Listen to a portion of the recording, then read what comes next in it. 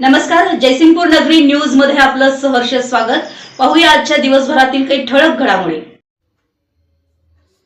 जागतिक योग दिन कार्यक्रमात जिल्ह्यात शिक्षण संस्था ताकदीने उतरणार, रावसाहेब पाटील यांचं प्रतिपादन। 21 जून हा दिवस दरवर्षी जागतिक योग दिन म्हणून साजरा केला जातो। यंदा हा दिन सांगली जिल्हा परिषद, विश्वयोग दर्शन सांगली आणि चितळे डेअरी भिलवडी यांच्या एकत्रित आयोजनानं वारकरी तालावर भक्तियोग म्हणून दिनांक 21 जून 2025 रोजी सकाळी 8 ते पावणे 9 या वेळेत संपन्न होणार आहे।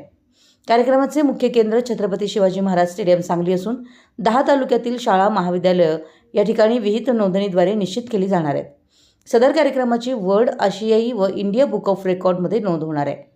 या कार्यक्रमाला विहित पद्धतीनं जास्तीत जास्त नोंदणी करून शाळा महाविद्यालयांचा लक्षवेधी सहभाग राहणार असून जिल्ह्यातील सर्व खासगी शिक्षण संस्थांना कळवलं असून सर्व शिक्षण संस्था आपल्या शाळा महाविद्यालयांच्या माध्यमातून शिस्तबद्धपणे व ताकदीने या कार्यक्रमात उतरणार असल्याचं सांगली जिल्हा शिक्षण संस्था संघाचे अध्यक्ष रावसाहेब पाटील यांनी सांगितलं।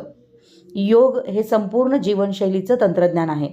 भक्तिमय वारकरी तालाची साथ हे यंदाच्या योग दिनाचं खास वैशिष्ट्य असल्यानं शिक्षण, सांस्कृतिक आणि क्रीडा व आरोग्य याबाबत योगाचं महत्त्व अधोरेखित करणार आहे।